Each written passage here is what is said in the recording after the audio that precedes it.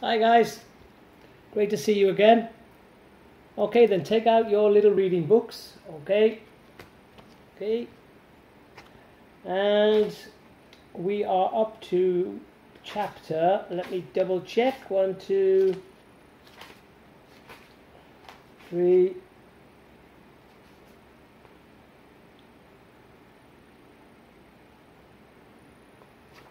4. Okay then, so we've already done chapter 1 to chapter 4.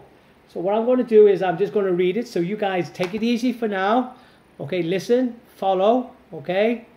And then we'll read chapter 5 together and chapter 6, okay? So listen first to chapter 1 and to 4, okay? So here we go, guys. So just follow with your finger as I read to you. So chapter 1, the hunted and the hunted. The hunt and the hunted. There were once 3 princes who liked to hunt animals all over the land. One day, the oldest prince went out to hunt. He got in his horse and rode to the forest. Soon he saw a rabbit and started to chase it. He followed the rabbit to an old mill by a river. The rabbit ran inside. The prince followed the rabbit into the mill.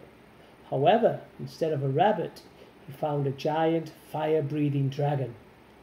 "You should not have come here, foolish prince," said the dragon of the river. The prince tried to run, but the dragon grabbed him with his long tongue and ate him up. When the prince didn't come back, the king became very worried. The prince's brothers were worried too, but they still wanted to hunt. "I will go hunting and search for my brother while I'm at it," said the second prince. He grabbed his bow and set out to hunt. As soon as the gates were closed behind him, he saw a rabbit. He chased the rabbit, and it led him to the same old mill by the river. The prince jumped off his horse and followed the rabbit inside the old mill. When he stepped inside, the prince saw the same dragon that had swallowed his brother. Another foolish prince for my feast," said the dragon of the river. The creature shot out its tongue, grabbed the second prince, and swallowed him up too. Chapter 2. Now, 2 of the princes were missing, and the king was very worried. The youngest prince wanted to go search for his brothers, but the king would not let him. He did not want to lose another son. "Please, father, my brothers are good hunters, and if they are still missing, something must be wrong," said the prince. Finally, the king let him go. As soon as the prince left the castle, he saw a rabbit. He did not chase after it like his brothers had done. The young prince loved to hunt, but he knew he had to find his brothers. The prince searched the forest for hours, but could not find any clues. On the way back to the castle, he came across the old mill by the river. When he walked inside the mill, he found an old woman. This old woman was the dragon's slave, and made all of his food for him. "Run away, young prince. There is an evil dragon living here," said the old woman. The young prince knew the dragon must have something to do with his missing brothers. "Next time you see the dragon, ask him where he gets all his power from," said the prince. "Once you know where he gets his power, I will return and help save you and my brothers." "Yes," said the old woman. "I don't want to be the dragon's slave any longer." Chapter 3. Soon after the young prince left, the dragon of the river returned to the mill. The old woman began to ask questions. "I wonder where you get your power from," said the old woman. "If I knew, I would kiss the place out of love." The dragon told the old woman that his power came from the fireplace. She went to the fireplace and started kissing it. "You old fool," said the dragon. "My power does not come from the fireplace."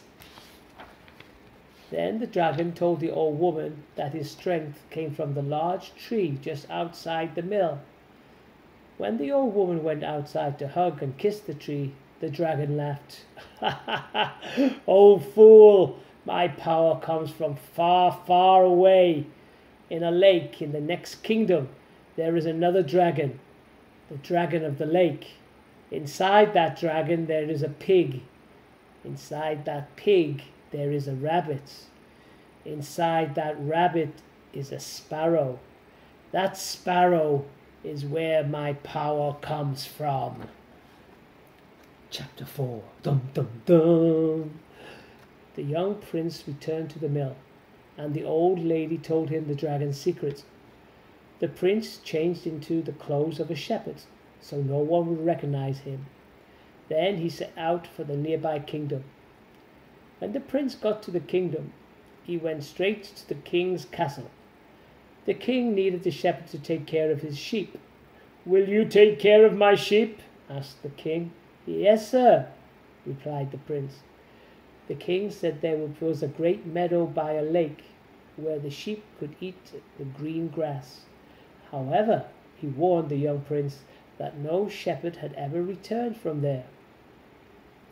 Before the young prince headed to the meadow by the lake, he went to the market and bought 2 dogs, a bird, and a set of pipes. Blowing on his pipes, the prince led the sheep to the meadow. When they arrived, the sheep ran off to eat the grass. The prince put down his pipes, placed his bird in a tree, and told his dogs to sit still. The prince walked into the water and yelled as loud as he could, "Dragon of the lake! If you are not a coward, come out and fight me." The dragon sprang out of the water and began fighting with the prince. They kept fighting until they were both very tired. There he is, there's the dragon fighting the prince.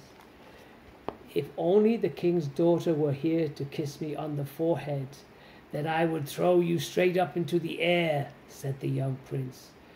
Feeling hot and tired, the dragon of the lake stopped fighting and sank back into the water. The young prince grabbed his pipes, his bird, and his dogs and returned to the town with his sheep. No one had ever returned from the lake before, so the people of the town were amazed to see him. Bum bum bum. Da-da-da-da-dum. Okay then, guys. Now it's chapter 5. So here we go, guys. The shepherd returns. So you guys follow, okay?